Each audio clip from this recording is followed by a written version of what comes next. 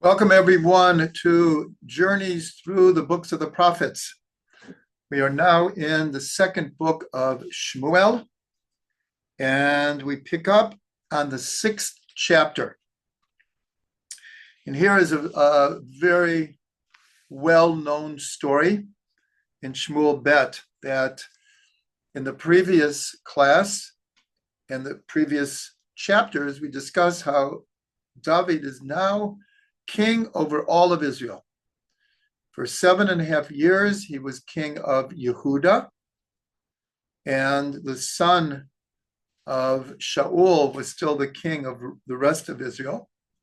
And we went through the whole story of how the son of Shaul was killed. And at that point, all of Israel comes to David and says, "You're chosen by God. You will be king over all of Israel." And then we learned how Israel conquered Jerusalem. And now we begin chapter 6, that the ark has not been with the Mishkan from the time that the Philistines had captured the ark and returned it. And they also conquered Shiloh. And so the Holy Ark was not with the rest of the Mishkan. And David wanted to rectify this. He wanted to bring the Ark up to Jerusalem. And so he calls together 30,000 people, and they're going to do this whole march up to Jerusalem with the Holy Ark. And what happens is they put the ark in a wagon, and it says that David sang and danced and played before the ark. They're doing this whole like pilgrimage up to Jerusalem. And it even mentions all the different instruments that they were playing. They were playing on all kinds of instruments of cypress wood, on lyres, on lutes, on timbrels, on rattles, on cymbals. In other words, it was a very, very joyous occasion. And then what happens is, as they're proceeding, the wagon either went over a rock or whatever it was. The whole wagon shook, and the ark was in danger of falling off. So Uzza, that was his name, he tried to keep the ark in the wagon. And what happened, we really don't know exactly, but it says that the anger of God flared against Uzza, and he died on the spot. Now, whether that means that we know that the ark had tremendous energy to it, what exactly happened is not clear, but Uzza dies on the spot. And it says that David, the actual language, usually when it's translated here, it says David was displeased because God had burst out against Uzza.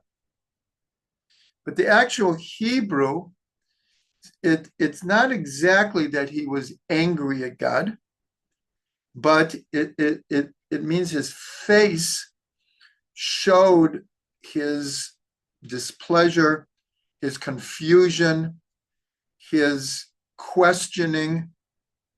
And then it says that David became very fearful of God, and he didn't know what to do. So he took the ark, and he felt that we can't continue to go up to Jerusalem with a whole joyous celebration that Uzza just died. Now, the commentaries explain that the mistake here was actually David's. David was a great scholar, along with everything else that he was. He was a great student of Torah. And it says clearly in the making of the Mishkan and the service of the Mishkan that the ark had to be carried by the Levim on stakes, on the two staffs that came through the ark, so that it could be carried on by many people on both sides. It was not supposed to have been put in a wagon. And that was really David's mistake. And so part of his displeasure and fear of God was understanding that he made a mistake. He should have known better. Of course, he didn't do it on purpose. The commentaries also ask, well, how come when the Philistines returned the ark, they returned it in a wagon? And so they asked, well, what's the difference? They didn't die by touching it.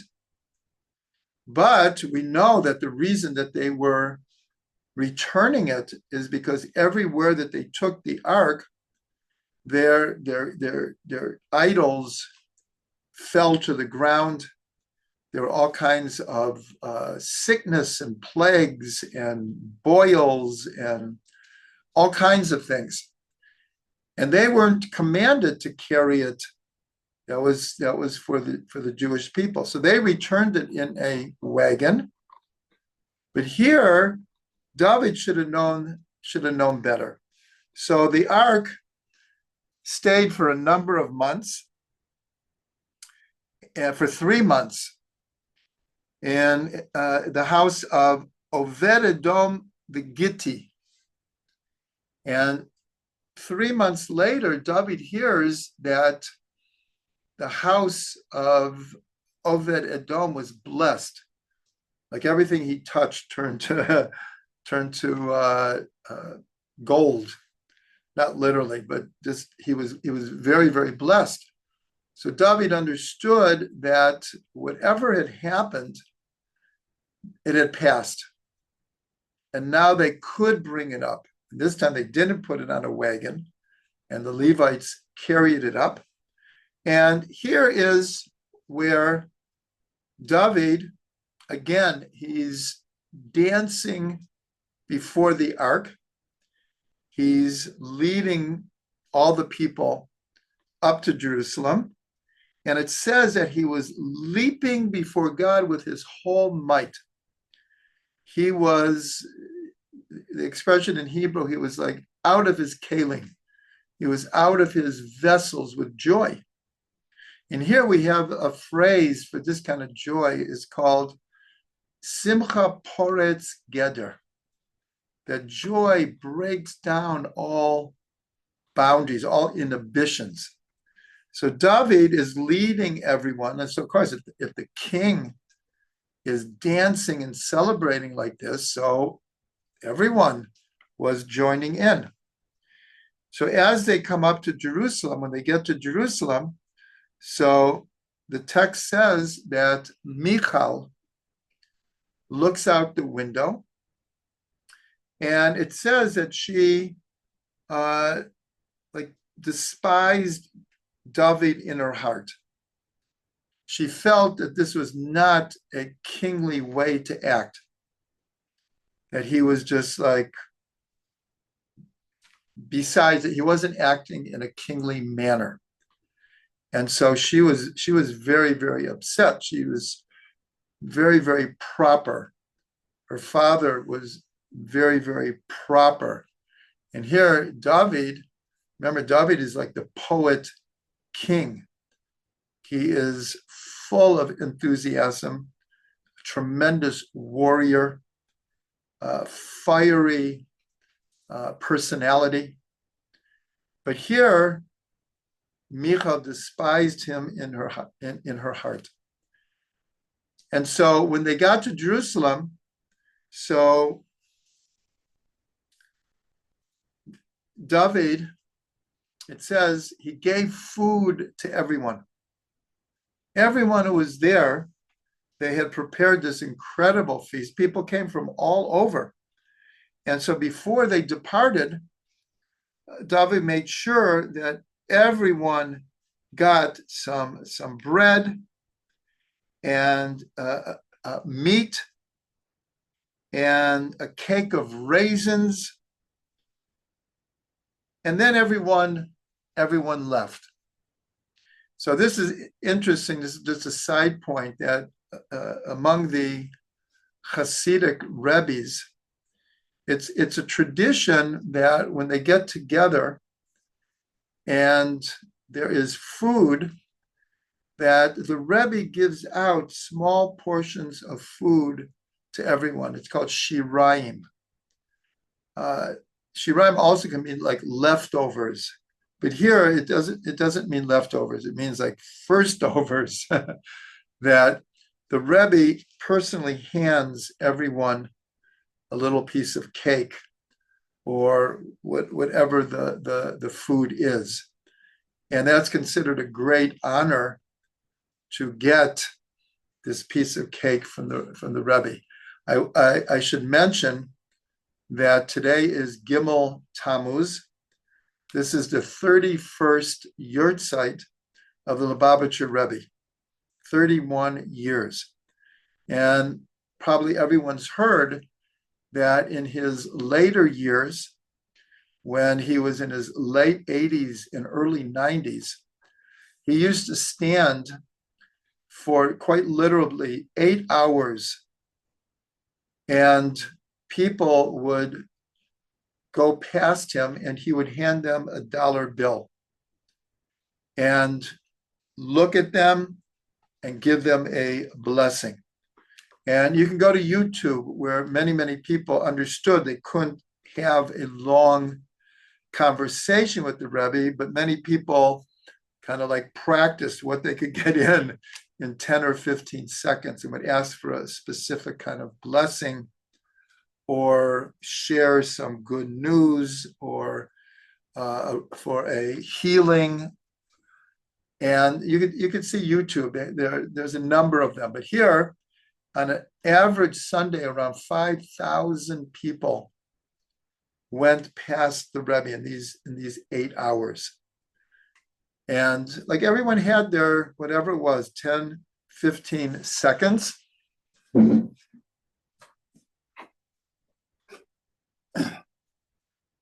I got the surprise of my life just a few months ago when my good friend Shlomo Katz, many people know him or have heard of his music.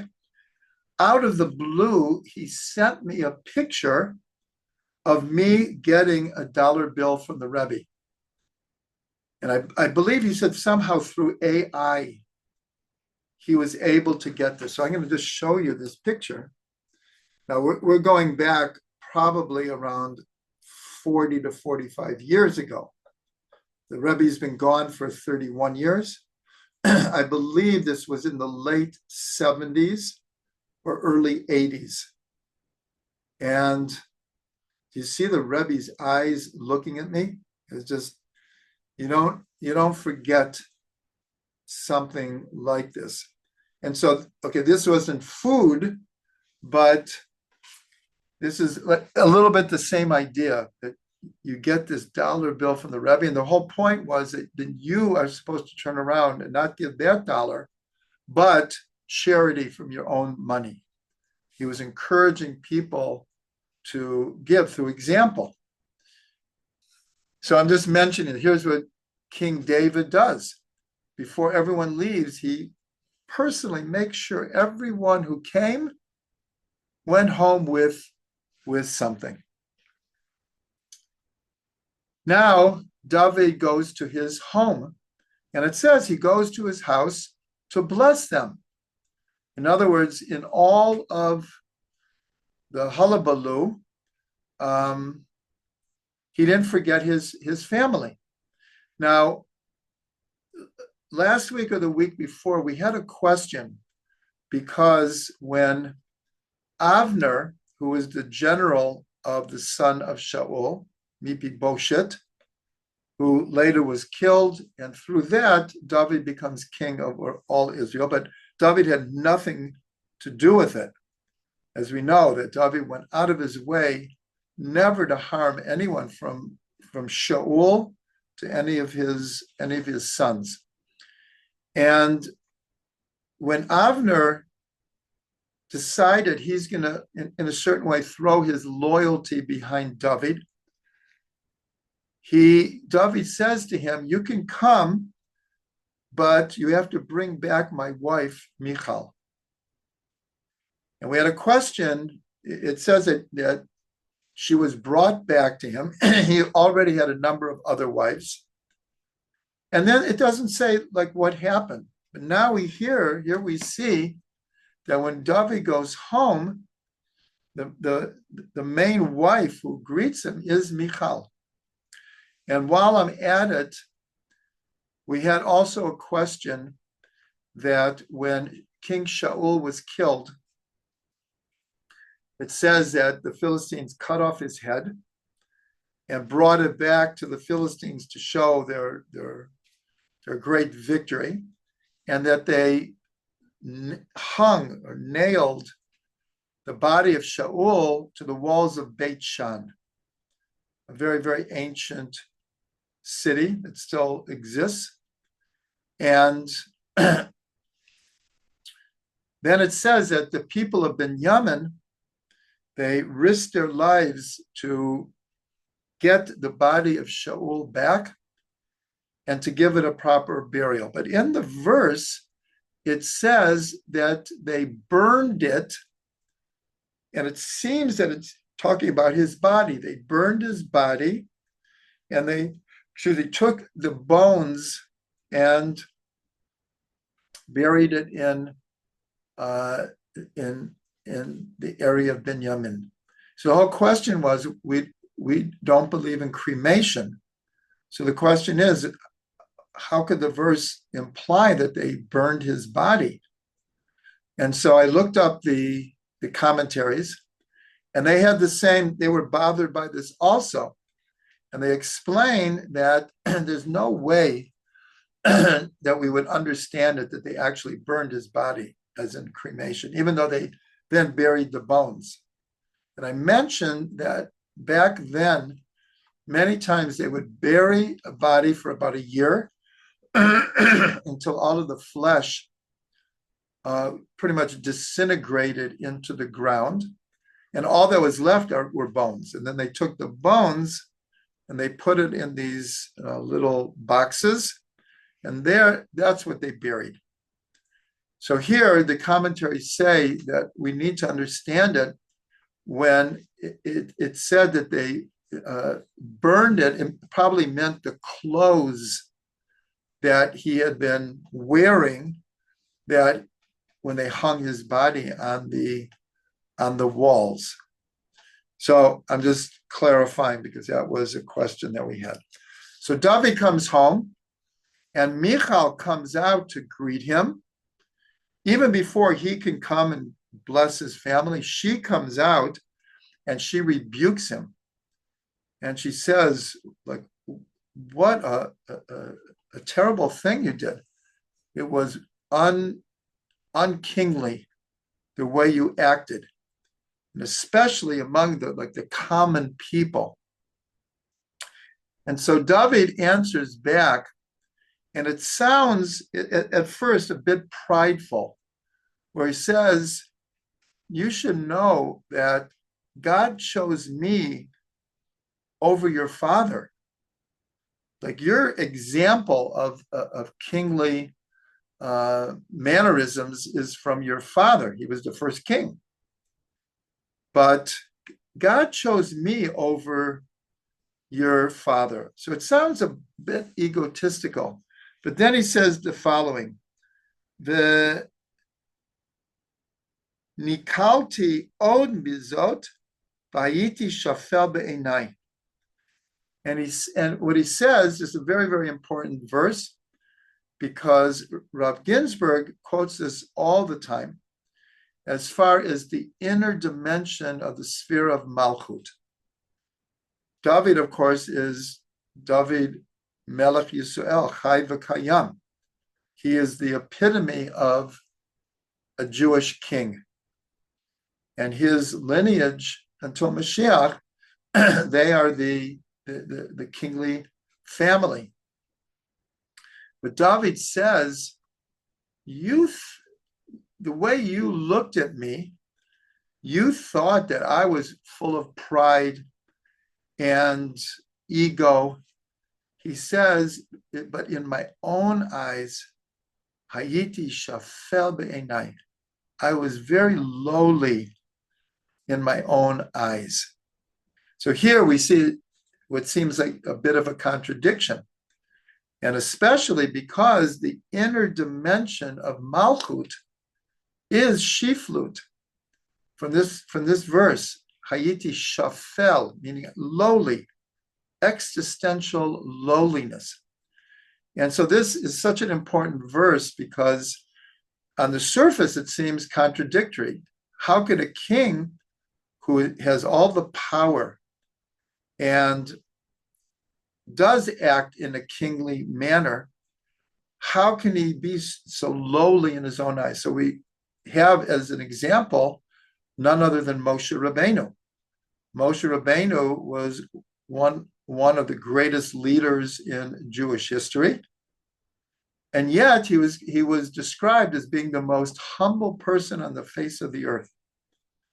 And yet we see in last week's parsha of Korach, when Moshe had to stand up to the people and sometimes stand up to God, he was full of strength, but his inner feeling was always existential lowliness, existential humbleness. And so this is the true personality, attributes of a leader, a Jewish leader, especially the king. And it's based on this verse, V'hayiti shafel be'enai. I was very, very lowly in my own eyes. You might have perceived it as I was grandstanding in front of everyone. But in my own eyes, I was very humble before God. And then the verse says, and Michal, the daughter of Shaul, had no children until the day of her death. Now this can be interpreted in many, many different ways, that she had, in a certain way, closed herself off spiritually and psychologically and emotionally. And the result was that she had no children. Now, the commentaries point out in a different place in the book of Chronicles, it mentions the children of Michal. So it could mean that from that point on, she had no more children. Or one of the explanations is that her sister, originally, Michal was not the elder sister. And there was a point that it seemed that Shaul wanted David to marry Michal's older sister. But when Shaul became very jealous of David, he canceled that. And her name is Meirav. And in the end, he gave David Michal. And the text says that Michal loved David very, very much. So it was a very good match. So they say that the children that are mentioned in the book of Chronicles were not actually her children. They were the children of Meirav that she helped raise. So, as in many, many commentaries, we have different opinions. And in a certain way, we'll never know. But this is not an uncommon thing that we have different opinions of how to read the text. That ends chapter 6. Chapter 7 opens that, if we've been following, David has fought many, many wars up to now. And here it says, at this point, we see David fought many more wars. According to tradition, he fought 18 different wars. And what's interesting is, also according to tradition, he had 18 wives, which is the maximum that a king could have. In those days, it's a different reality right now. In those days, a king could have up to 18 wives. And I heard once Rav Ginsburg made a parallel that he was able to be victorious in 18 battles on the merit of his wives. He had 18 wives and he was victorious 18 times. But here it says that God gave him rest from all of his enemies around. And then David goes to Natan. Natan was the prophet of that age. And David said, how can it be that I live in a house of cedar wood and the ark of God is housed in a tent? When he brought up the ark, there was no temple then. And at that point, even the rest of the Mishkan wasn't there. And that's a whole discussion also. Which ark is this? Because there were actually two arks. There was one ark that stayed in the Mishkan, and there was another ark that sometimes would accompany Israel to war. And that is how the Philistines first captured the ark. And there are other cases when Joshua surrounded Jericho. He also, at God's command, had the ark with him. And so there is a question here. Which ark are we talking about? Did this ark have the 2 tablets of the law in it? Did it have only the broken pieces of the first tablets? Again, it's not 100% clear. But David says to Natan, the prophet, how can it be that I live in like this permanent house and God is in a tent? And so Natan says to him, do what your heart tells you to do. That night, God comes to the prophet Natan, and it takes up a considerable amount, what I'm going to explain now. And God basically says, I'm giving you a message for David. And the message in short was, in all of these years, now at this point, it's approximately 300 and somewhat more than 300 years from the time we received the Torah in Sinai until we came into the land. This is approximately 300 years later. And God says, in all of that time, from the time that the Mishkan was made, now it's true in the desert, the Mishkan was made to be a temporary dwelling. When they brought it to Shiloh, now the Mishkan was, I believe, in 8 different places during those 300 years until the first temple was built. Most of the time it was in Shiloh. But at a certain point, the Philistines had done a lot of harm to Shiloh. And so God says, actually, David, you're the first person who's even thought, shouldn't we build a house for God? Shouldn't God have, as it were, a permanent place? And again, it's like a long, almost a speech that God gives to Natan to go back to David. And God says, because you thought of this, I am going to establish your kingship forever. But it will be your son who will build the temple. Here it doesn't say because you spilled too much blood, but our sages tell us that was the reason that God wanted Shlomo, who his name Shlomo comes from Shalem, comes from Shalom. And Solomon didn't fight any wars. The whole time he ruled for 40 years, there was peace in the land. So this is just a very, very important part of Shmuel Bet, that God is establishing not just that David will be king, but that his lineage will be the kings. Now here we could go back to Yehuda, because when we look at the blessings that Yaakov gave to his sons before he died, the blessing to Yehuda was basically that all of the kings would come from Yehuda, until it says Ad Yavo Shiloh, until Shiloh would come. It's spelled differently than the place Shiloh. Until Shiloh will come.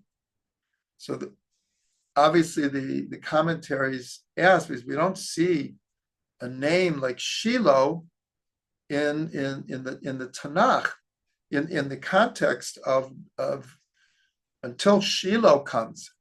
And so it's pointed out that Yavo Shiloh, Ad Yavo Shiloh, until Shiloh comes. Yavo Shiloh is Gematria Mashiach.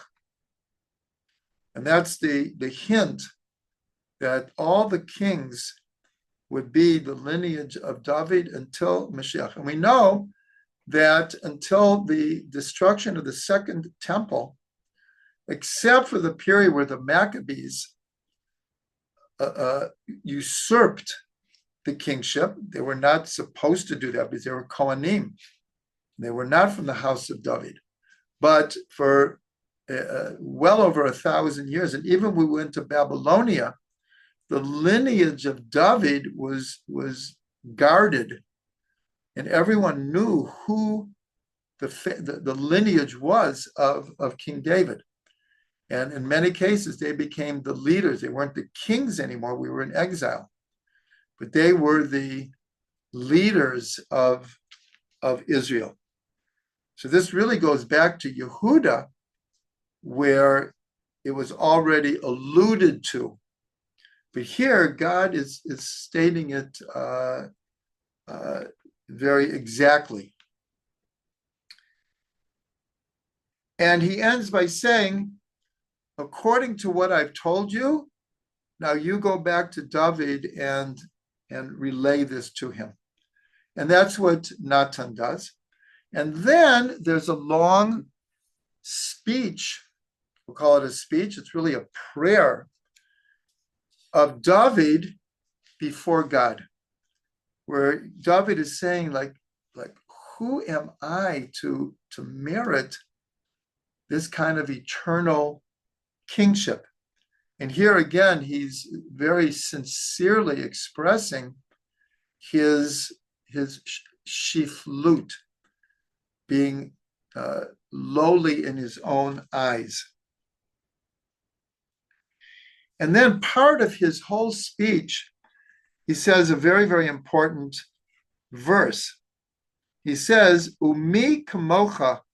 This is verse 23 of chapter 7. He says, Umi ka'amcha b'Yisrael, goy echad ba'aretz. Who is like your people, Israel, one nation in the land.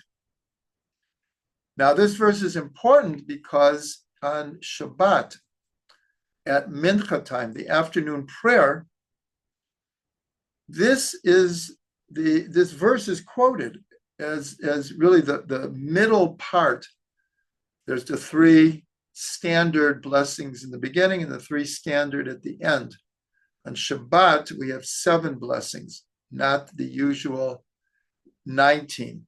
Originally, it was 18. That's why it's called the Shmona Esrei, the 18 blessings. You had 3 in the beginning, 3 at the end, and 12 in the middle. Then the sages added 1 later. So there were 13. So in Mincha of Shabbat, the middle blessing starts with this verse. Starts with,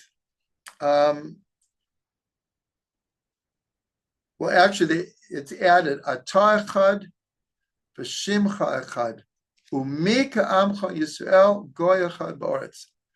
You are one, and your name is one, and who is like your people, one nation in the earth? And it comes from this speech or prayer that David is addressing to God.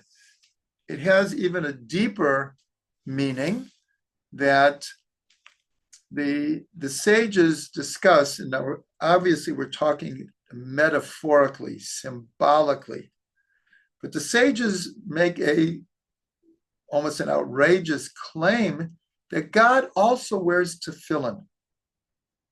Just like we wear tefillin, God wears tefillin. And so then the sages ask, we know that in our tefillin, there's 4 sections, and the main one is Shema Yisrael. So they ask, well, what is in God's tefillin? What's written? And they bring this verse. Who is like you, Israel, one nation in the world? Just like we say that God is one. In God's tefillin, he's exclaiming that Israel is one. Again, obviously, this is very metaphoric, but very, very profound. David continues.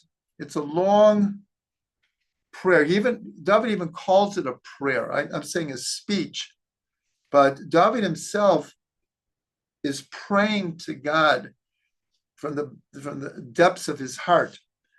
And one of these things he says is, V'yigdal shimcha ad olam.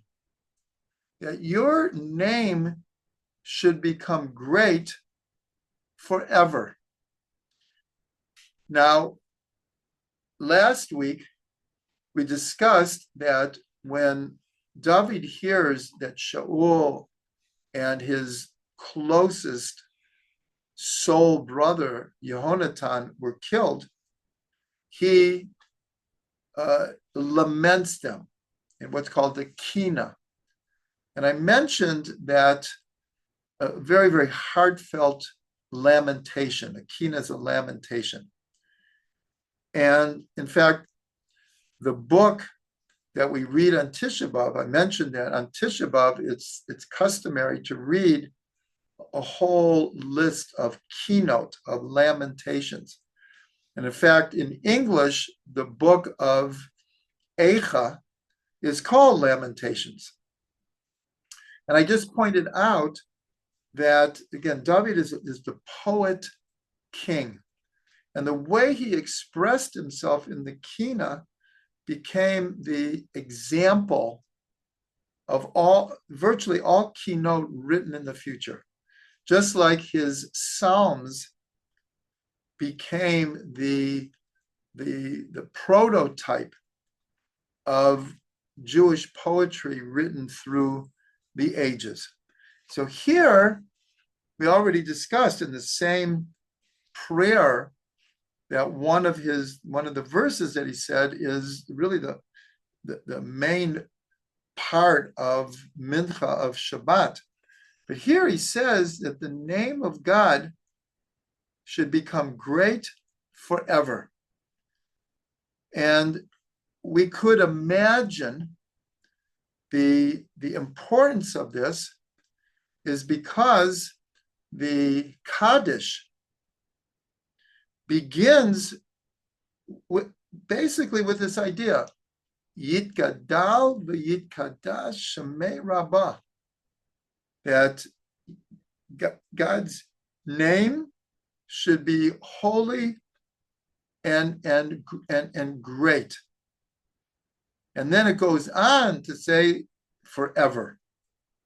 So there's reason to believe, again, because David is I keep on saying, the poet king, and his energy is stamped on all of Jewish literature, all of Jewish prayer for eternity.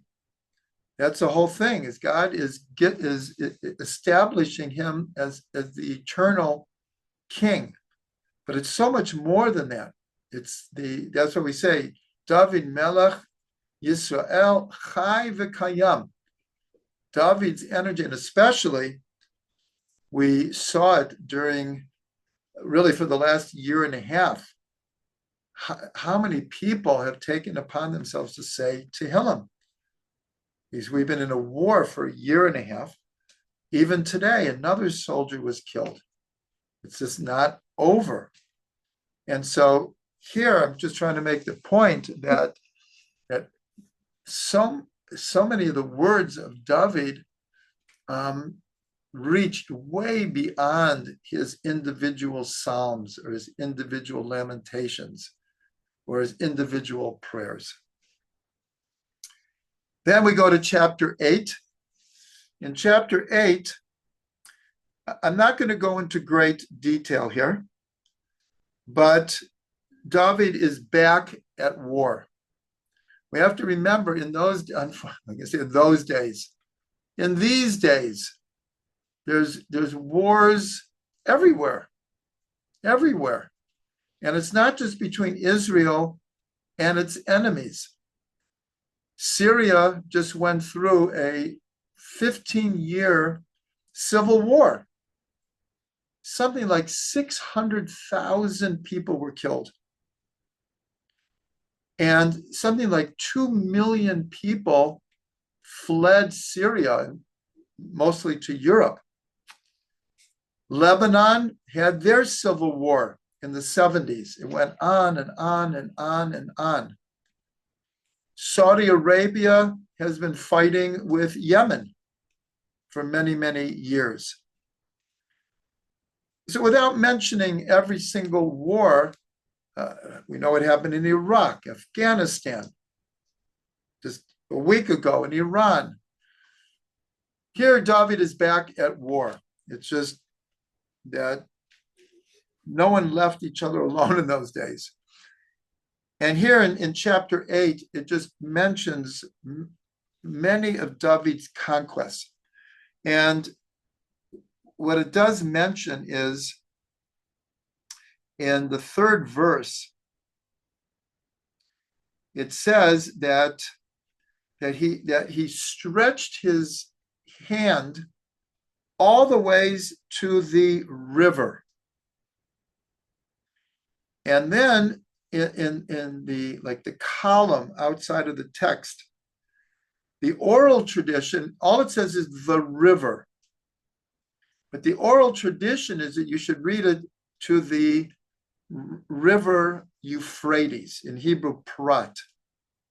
He reached to the Euphrates. And that is the bigger borders that were promised to Avram. The Euphrates is in modern Iraq. And David's kingdom spread to a good part of Lebanon, almost all of Syria, Iraq, what we call Jordan today. It was called Transjordan. There was never a country called Jordan in all of history. They made it up after World War I. Most of the countries were made up after World War I.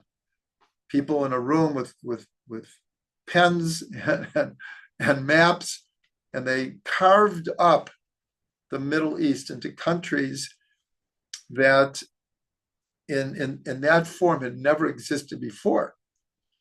Anyways, that's a different subject. But here we see that David's conquests were enormous. And one of the verses says, actually, it's repeated a number of times, where it says that God was with David, and he was the reason for all of the success. That David was behind, he was the power behind the king. And like I said, there's a lot of details here, but it names all the different countries that David conquered. And then in the middle of the chapter, it says that God gave David victory wherever he went. And David ruled over all of Israel. And it says that he executed judgment and justice to all of his people. In other words, David was not just conquering other people. And we have to remember that his conquering other people is because they wanted to conquer him. So it was ongoing warfare, but a lot of it was preemptive, just like we just preempted Iran, because it's been known for 40 years that it was only a matter of time that we would have to confront Iran, because they made it clear they had every intention to destroy Israel. They didn't try to hide it, and they worked feverishly for decades to build up all of the peoples around Hezbollah and the Houthim and Hamas, and they took over Syria, and they threatened Jordan and Saudi Arabia. So David conquered all of these people, but he also ruled with justice, and he established judgment. And David, according to tradition, was a very, very fair king, and he really set the stage for Solomon, Shlomo HaMelech, to rule with justice and compassion.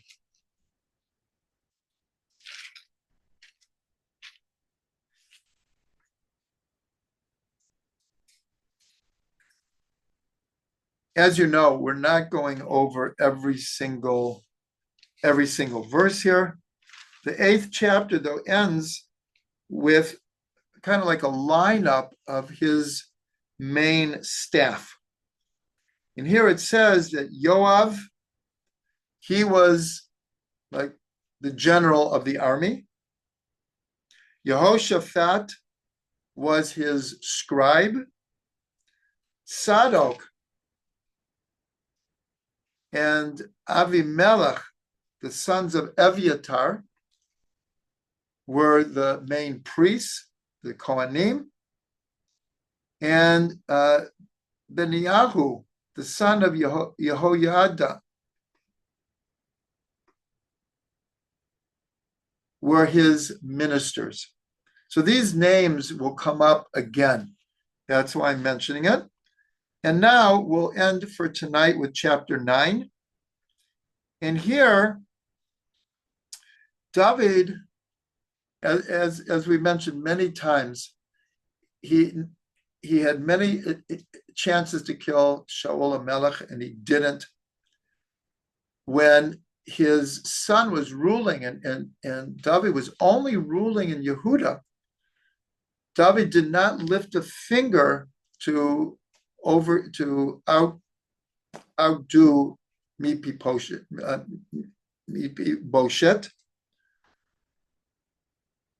But we learned that his own people ended up killing him.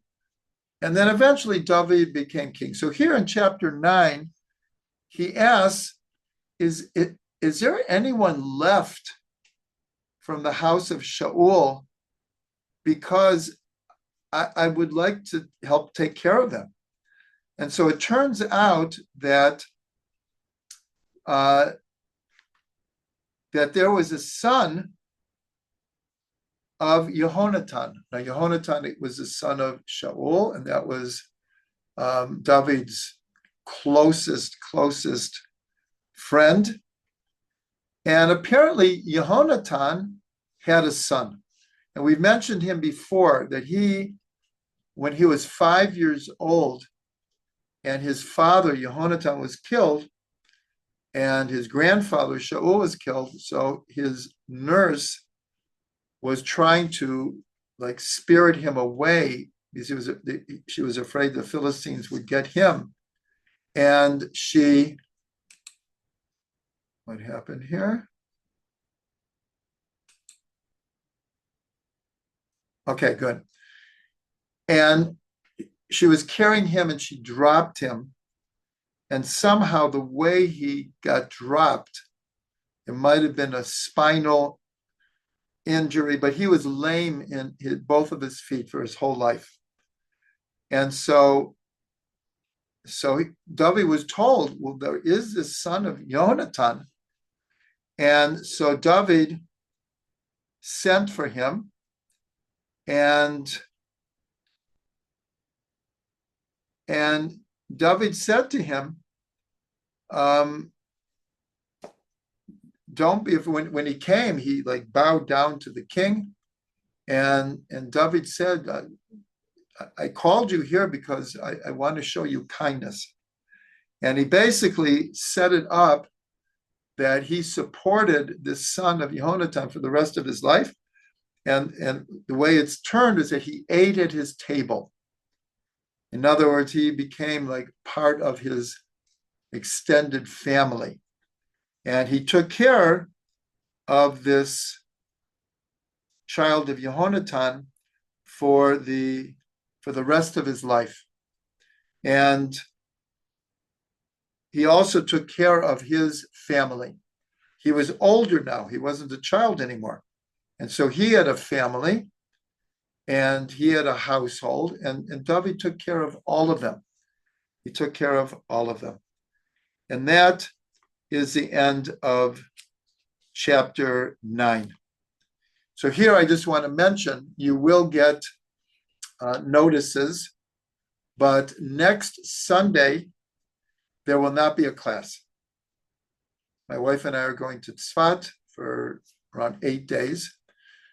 For those of you who tune in on this Tuesday, there won't be a class this Tuesday and next Sunday. But the following Tuesday, there will be classes again. So we're only missing one Sunday and one Tuesday.